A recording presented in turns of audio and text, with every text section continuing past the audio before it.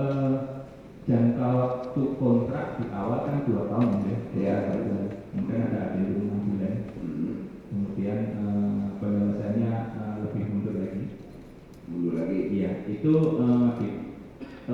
kalau kita kaitkan dengan jangka waktu, mungkin ini berkaitan dengan tindak keterlambatan, itu juga sudah dikenakan. Ada denda keterlambatan. Ada yang ada. Sudah diperhitungkan itu semua.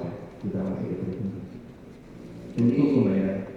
Jadi ini, jadi dalam kontrak kerja itu kan ada jangka waktu. Betul. Jangka waktunya 2 tahun. Itu kontrak apa namanya? Kalau yang seperti itu, bukan seperti tahun anggaran gitu loh. Tahun anggaran kan penutupan buku 31 bulan 12 tahun yang bersangkutan. Oh.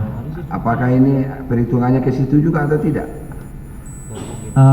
Dari sudut pandang mana yang mulia? Artinya begini, kalau mungkin istilah itu kalau di istilah kontrak mungkin multi years yang mulia. Oh iya betul. Iya. Itu secara istilah saja, tapi mungkin tidak ada. Kalau ini diperbolehkan ya, kontrak 2 tahun itu diperbolehkan. Bisa. Ya. Kemudian kemunduran dari apa? Dari waktu yang telah disepakati itu ternyata tidak tepat waktu kan.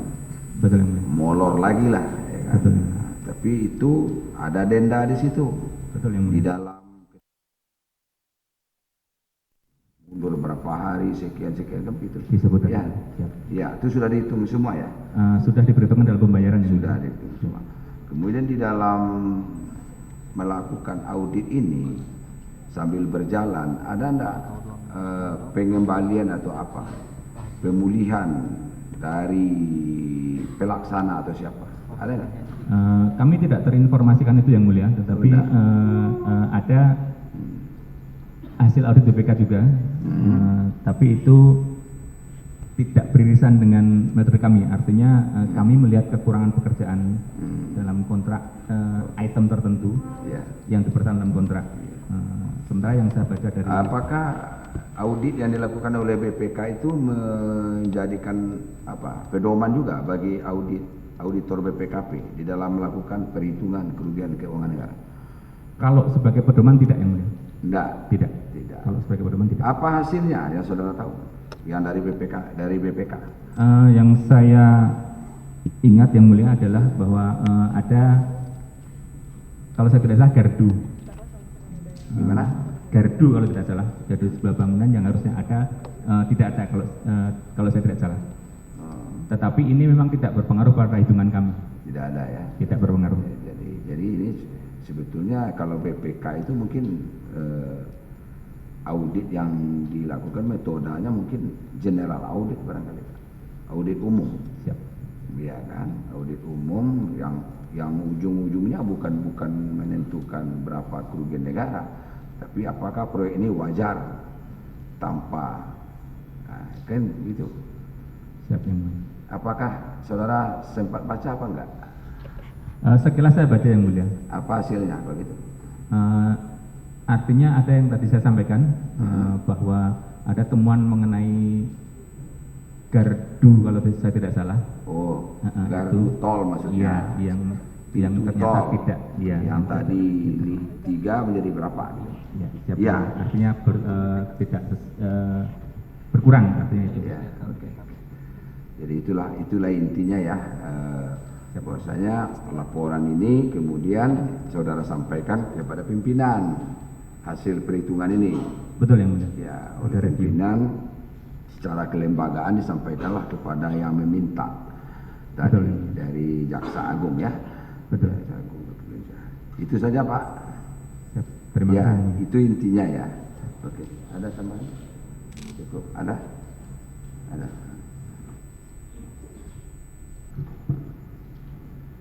Ada tambahan untuk saksi Pak Imam ya, ahli geometrik jalan ya. Siap. Oke. Tadi saudara kemukakan bahwa intinya itu basic design itu ada suatu revisi sehingga muncul di RTA ya. Ya, yang mulia. Ada revisi ya. Ada. Jadi menurut saudara itu tadi basic desainnya itu kurang tepat atau bagaimana? Ya. Pada saat kami memeriksa dokumen basic design, Ya. kami melihat standar acuan yang diaju.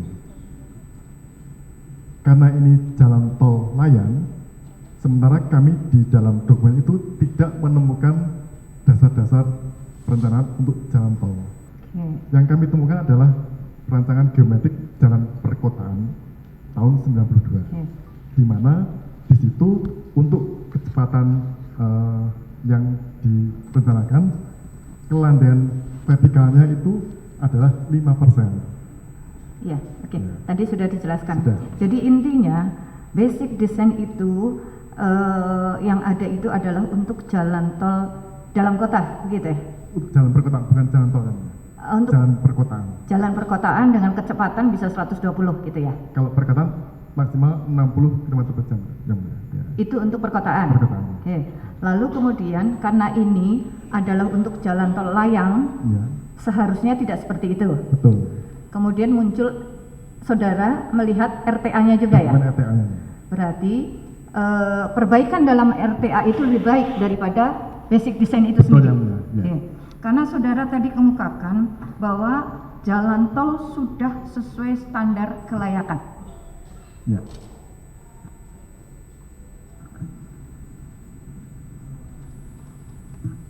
Tapi di sini ada kekurangan-kekurangan dalam hal kelendutan ya, Betul. kelundutannya itu. Untuk aspek kelendutan seperti itu, keselamatan juga. Ya. Mungkin bagi kami dari aspek geometrik lebih tepatnya bukan kelendutan. Kalau kelendutan bagian teman kami, Oke. rekan kami. Apa yang berarti ini, kekakuan atau apa itu kalau itu? istilahnya kelandaian. Kelandaian ya. Ya. Oke. Karena itu jalan tol itu kan seperti jembatan ke atas ya. Betul. Oke. Semestinya jalan itu lurus, padahal kan dia di atas. Ya. Jadi kalau kita melihat geometrik standar kita, itu tidak membedakan antara jalan at grade ataupun jalan yang tol layang. Sehingga kami melihat perencana ini menganggap jalan tol layang ini berperilaku seperti jalan at grade.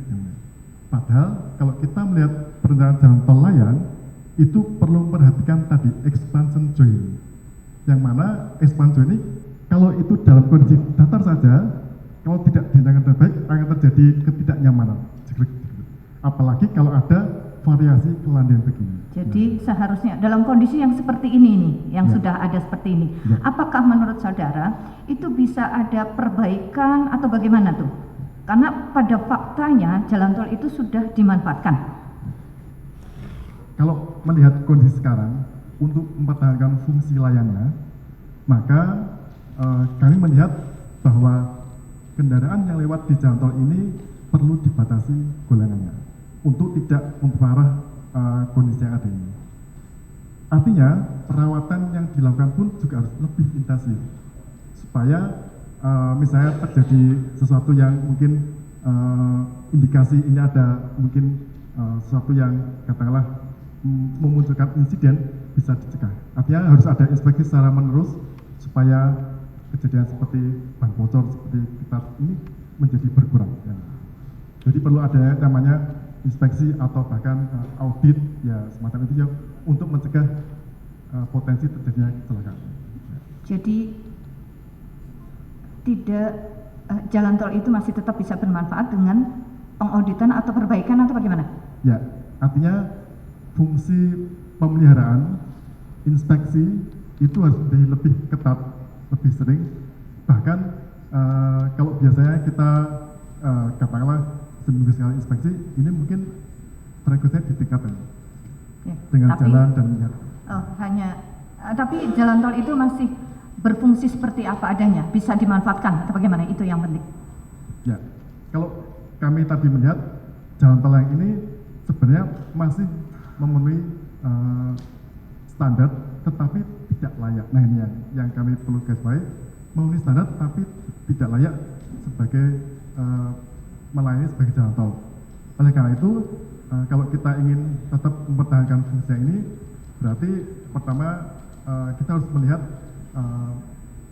golongan apa saja yang bisa lewat dan aman, termasuk dalam menyediakan infrastruktur ini tadi kami menyampaikan bagaimana fungsi perawatan itu harus terus dilakukan, jangan sampai terjadi malfunksi. Oke, terima kasih. Kepada ahli Profesor Oke. Dalam BAP saudara kemukakan apabila jembatan dilewati seluruh kendaraan dengan kondisi jembatan sebagai hasil pemeriksaan, untuk mencapai umur rencana kemungkinan perlu dilakukan pemeriksaan dan pemeliharaan dengan pemeliharaan yang secara intensif berkelanjutan itu bisa dilakukan untuk manfaat dari jalan tol ini sendiri. Ya, terima kasih. Yang pertama, terkait dengan pemeliharaan itu, meskipun di awal jembatan itu memenuhi persyaratan apapun, semuanya dipenuhi, kan juga tetap dilakukan pemeliharaan. Nah, sedangkan di depan tadi ada beberapa yang tidak memenuhi, antara lain mutu beton. Nah, akibat beberapa yang tidak memenuhi tadi, maka pemeliharaan pada masa operasional harus lebih intensif supaya bisa mencapai umur rencana, kira-kira begitu. Jadi bisa dilakukan pemeliharaan terhadap beton dan sebagainya yang atas kekurangan-kekurangan itu untuk memanfaatkan dari jalan tol ini. Tetapi kalau tadi disampaikan dari saksi ahli yang lain, misalnya terjadi ledutan, itu nampaknya agak sulit untuk bisa diupayakan ledutannya dari kecil, itu harus dilakukan di depan. Ya, jadi, tapi bisa dilakukan perbaikan untuk terkait tadi ada landutan, kekauan itu bagaimana itu? Apakah itu memang tidak bisa dilakukan perbaikan, pemeliharaan atau bagaimana? Kalau tadi disebutkan ada beberapa tadi misalnya mutu beton, kemudian landutan yang sudah terlanjur terjadi, itu memungkinkan dari sisi kekuatannya. Jadi kekuatannya mungkin masih bisa dikejar untuk bisa memenuhi, tetapi landutan yang sudah terjadi ini nampaknya tidak mudah untuk bisa mengembalikan. Tidak mudah, tapi ya, bisa atau tidak itu? Memungkinkan itu. Memungkinkan ya, Memungkinkan. Oke, cukup. Kemudian dari ahli BPKP, apakah saudara perhatikan adanya jangka waktu pemeliharaan yang adanya dana-dana ada dalam proyek ini, ada anggaran atau dana pemeliharaan? Apakah saudara juga tahu? Kami tidak sampai ke sana yang mulia. Tidak melihat itu, jadi tidak. saudara hanya melihat kontraknya, tetapi di dalam kontrak itu pasti ada nggak? Di dalam kontrak tentu belum ada untuk ketika sudah beroperasi, karena ini kan kontraknya di lingkup kami kan pembangunan jalan tol. Ya, pembangunan, tetapi terkait dengan adanya kekurangan-kekurangan itu kan saudara itu kan melalui verifikasi dan lain-lain pastinya. Apakah saudara hanya mengetahui kontrak itu sejumlah ini tetapi tidak totali untuk melihat ada proyek-proyek itu ada bagian dari dana, ada pemeliharaan, tentunya seperti itu. Saudara juga tidak perhatikan? Tidak memasukkan, artinya begini, ini sebetulnya salah satu materi kami ketika diskusi, bagaimana seandainya ini istilahnya dipulihkan fungsinya, misalnya kelanjutan tadi. Dan itu dulu ketika kami diskusi juga nampaknya yang pertama sulit perhitungannya, butuh waktu, kemudian butuh biaya, dan kemudian kalau mau dipraktekkan, artinya betul-betul dipulihkan, itu kan banyak dampaknya, artinya harus menghentikan lalu lintas dan seterusnya. Kemudian kalau untuk pemeliharaan ketika sudah beroperasi, ini kan sebetulnya kan belum terjadi ini, atau masih akan terjadi nanti. Itulah kenapa tidak kami perhitungkan. Begitu yang mulia. Oke, terus satu terakhir. Di dalam melakukan audit itu saudara kemukakan ada kan proses prosedur, ada verifikasi sekali ya, klarifikasi, karena saudara tidak melakukan klarifikasi atau verifikasi terhadap pihak-pihak terkait hanya berdasarkan dokumen dan ahli-ahli. Sedangkan dalam pernyataan saudara juga ada perhitungan tentang keterlambatan. Ada ya, tadi kerugian-kerugian itu kan ada keterlambatan waktu juga ya. Ya, saudara tadi kemukakan juga kan?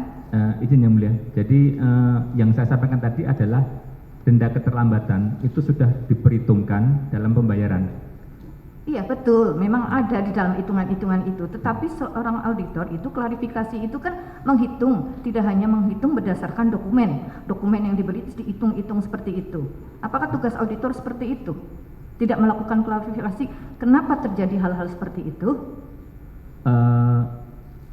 Tadi saya sampaikan bahwa ini ada beberapa teknik audit yang mulia, dan dalam pedoman kami yang menyatakan bahwa dalam hal diperlukan. Artinya ketika kami memiliki keyakinan yang kurang, jadi atau saudara merasa tidak diperlukan untuk mengklarifikasi hal-hal yang memang tidak, menurut perhitungan saudara itu tidak penting gitu ya? Iya. Seperti itu. Oke, cukup Pak. Lanjut dari penuntut umum. Ada yang mau ditanya? Ada? Silakan. Sedikit majelis. Ke saksi teknik, struktur teknik ya untuk still dengan ASTO. Ahli juga menerangkan memenuhi keamanan, tidak memenuhi keamanan, tidak memenuhi kenyamanan, gitu ahli ya. Ya, apabila ES-nya 200.000 Ya. MPa. Di dalam BAP di sini ada rumus mengatakan di dalam ASTO rumusnya sudah ditetapkan 200. Jadi rumus itu rumus mati di dalam 200. Dalam pelaksanaan pembangunan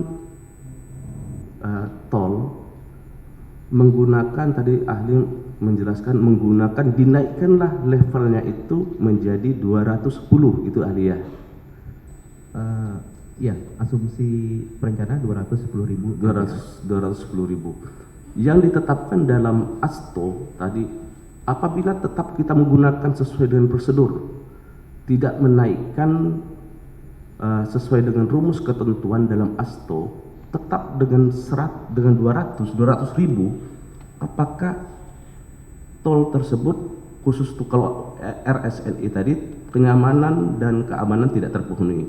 Kalau ASTO memenuhi keamanan, tidak memenuhi kenyamanan, dengan catatan tadi dinaikkanlah rumus itu menjadi 210.000. Apabila dalam perencanaan atau dalam pekerjaan tetap menggunakan angka yang sesuai rumus 200, tidak ada di markup rumusnya itu, apakah masih memenuhi syarat kenyamanan tidak? Keamanan tidak? Keamanan masuk, Pak. Masuk tidak? Kalau 200.000 MPa, ASTO keamanan masuk. Masuk. Keterian keamanan masuk untuk ASTO, tapi tidak kenyamanan untuk 200.000 MPa. Ya kalau menggunakan tadi ini keterangan ahli di sini menyebutkan kalau menggunakan ASTO tidak sesuai dengan peraturan yang benar, tidak dinaikkan nilai elastisitas ya.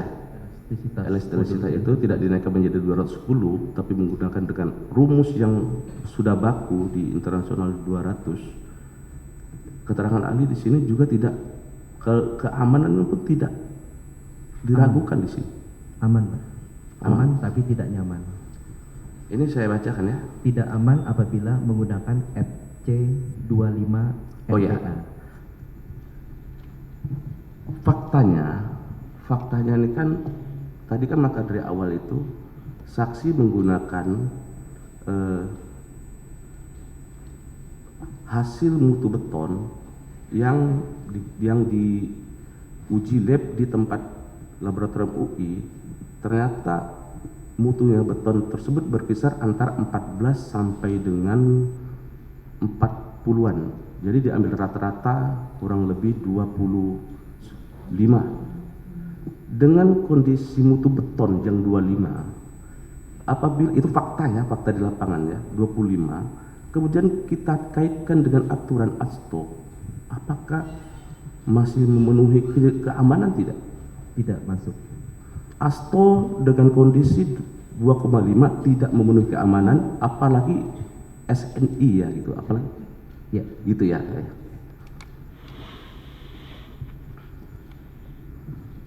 Jadi kalau sesuai kontrak masuk, tapi fakta lapangan kenyamanan dan keamanan tidak masuk. gitu ahli ya. Ya, dari hasil lab. Kemudian itu terkait dengan beton, terkait dengan steel box girder. Tadi ahli juga menerangkan bahwa ada ketinggian yang di spesifikasi khusus disyaratkan 2,7 sekian. Kemudian di dalam lapangan tadi ahli bilang as-built draw ya, as-built drawing bangunan yang terpasang, bangunan jadilah istilahnya disebutkan as-built draw. Saksi mengukur semua sisi steel box girder mendapat angka kurang lebih 2,3 di 2,3 sekian di bawah spek yang diharuskan di dalam spek khusus sebesar 2,7 sekian, itu ahli ya. 2,672. 2,672. Ada selisih di situ. Kemudian dihitunglah ada selisih harga dan diambil untuk sebagai kerugian negara. Terkait dengan selisih tersebut, apakah dengan tinggi girder yang 2,3 dengan dipadukan dengan mutu beton dengan kekuatan tekan 25 berkisar, apakah untuk digunakan jalan untuk mobil dengan ketinggian girder tersebut memenuhi syarat atau harus dinaikkan itu? Kalau yang 2,72 kami tidak memodelkan untuk 25 MPa. Kalau 2,35. Kalau 2,672. 2,67 berarti spek khusus Kami tidak modelkan untuk yang 25 MPa. 25 MPa. Ya, tetap 35 MPa. 35.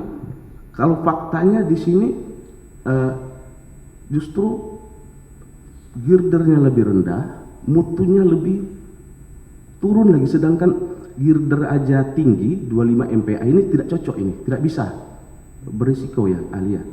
Ini mutunya buruk, girdernya juga diturunkan. Apakah masih layak itu saksi untuk keamanan dan kenyamanan? Kalau untuk yang 2,62 saya perlu menghitung ulang untuk 25 MPa. 2,7 ya. Kalau 2,3? 2,3 sudah tadi saya sampaikan. Sudah ya, sangat-sangat tidak layak itu ya. Oke. Kemudian tadi ahli menerangkan juga untuk melakukan tersebut harus dilakukan remodeling. Ya. Remodeling. Remodeling di sini yang saya tangkap dari keterangan saksi ini, selain untuk mengetahui keadaan jembatan gitu ya, ahli ya, yang bertugas untuk melakukan remodeling ini siapa? Sehingga kita tahu, oh ini jembatannya pada getaran sekian, ketinggian sekian, ini akan berbahaya gitu. Yang seharusnya melakukan remodeling ini siapa? Kalau struktur di konstruksi perencana. Selain perencana, pelaksana tidak, kompetensinya ke arah sana.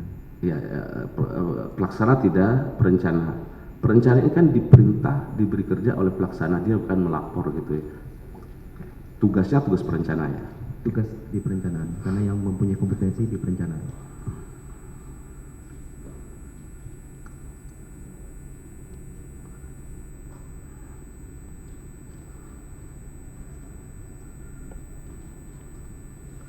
Kemudian semua yang di BAP ini terkait dengan harga-harga betul lah semuanya, diterangkan semuanya. Sudah. Cukup. Saya rasa itu nanti jadi materi dari untuk BPKP. Kami hanya membantu untuk perhitungan. Jadi ASTO yang tadinya kalau menggunakan spek dia masuk, tapi fakta di lapangan tidak sesuai dan tidak aman juga untuk keamanan pengguna ya, ahli ya. Sesuai dengan hasil uji lab. Kemudian Pak Ashar, Pak, volume Pak ya. Ya.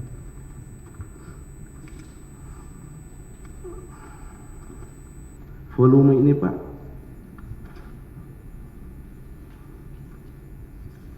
ada kekurangan dari volume tadi. Kalau untuk Pak ini kekurangan volume steelbook girder. Kemudian untuk Pak Prof terkait dengan kekurangan mutu. Kalau Bapak ini mungkin keseluruhan volume terkait dengan pondasi awal sampai dengan akhir ya Pak ya, di atas ya volume itu ya Pak ya. Terkait dengan kekurangan tersebut Pak, apakah metodenya sama Pak? Gambar asbul draw yang terpasang Bapak ahli bandingkan dengan RTA Pak atau DED? Jadi kami memeriksa dokumen SP drawing, kemudian kami mendapatkan nilai volume yang kemudian kami sajikan sebagai hasil perhitungan kuantiti kami. Kemudian kami juga mendapatkan data perhitungan yang diberikan dari pihak kejaksaan, yang kemudian itu kami bandingkan. Tetapi dari mana nilai-nilai yang ada pada data yang diberikan kepada kami dari pihak kejaksaan, kita tidak mendapatkan rinciannya. Demikian. Yang saksi lihat mungkin salah satunya RTA dibandingkan dengan RTA ya. Ada hitungan yang di judulnya adalah RTA gitu. Itu salah satu yang digunakan Betul. pembanding ya. Iya, tetapi kami tidak mendapatkan perincian bagaimana perhitungan RTA-nya. Ya, karena RTA ini kan yang dibuat oleh sebelum pelaksanaan atau pelaksanaan, atau saya bertanya lagi kepada saksi, kewajiban untuk membuat RTA ini terletak pada siapa dalam proyek ini? Saya tidak bisa menjawab. Oke. Terima Itu kasih. Iya.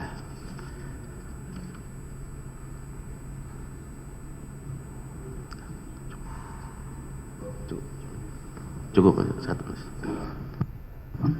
Satu aja yang mulia. Ke Prof Andreas ya. Tadi disampaikan oleh Prof ada PP 15 tahun 2005 tentang jalan tol Pak. Ya, pengertian jalan tol itu kan memiliki fungsi yang hampir sama atau sama dengan jalan arteri Pak. Berarti bisa dilalui oleh semua golongan 1, 2, 3, 4. Menurut analisa Prof itu dari dengan tim ketika saat melakukan pengujian, apakah tol Japek ini layak tidak untuk dilalui oleh semua tipe golongan, mulai dari golongan 1 sampai golongan 4? Ya, tadi betul yang disampaikan tadi bahwa berdasarkan PP tahun 2005 bahwa jalan tol itu adalah sama dengan jalan arteri, di mana jalan arteri itu harus mampu dilewati kendaraan golongan 1 sampai 5 ya. Tetapi karena jalan tol ini tadi sudah kami sebutkan juga bahwa mutu betonnya tidak memenuhi spek gitu ya, dan juga setelah dicek oleh ahli lain, saksi lain, yaitu tidak memenuhi persyaratan kekuatan maupun persyaratan lendutan, sehingga bisa kita pastikan bahwa itu tidak memenuhi untuk bisa. Secara struktur tidak memenuhi untuk dilalui golongan 1 sampai 4 gitu. Betul. Oke. Apakah saudara ahli dengan tim pernah melakukan pemodelan atau melakukan kajian apabila misalkan dalam suatu waktu, suatu ketika jalan tol itu dilewati golongan 1 sampai golongan 5 dan stuck di atas seperti lebaran lah gitu Pak ya, macet ya. Itu dampak ke struktur seperti apa? Pernah dilakukan kajian tidak Pak? Belum pernah melakukan. Atau pendapat ahli kalau itu ada beban dalam waktu bersamaan di tol itu dengan tipe kendaraan tidak dibatasi golongan 1 sampai 4, apa konsekuensi? Saya kira itu kendaraan yang penuh tadi sudah terakomodasi di peraturan pembebanan, sehingga pengecekan yang dilakukan oleh saksi lain itu sudah memperhitungkan itu. Ya. Kesimpulannya tidak layak. Ya. Cukup yang mulia.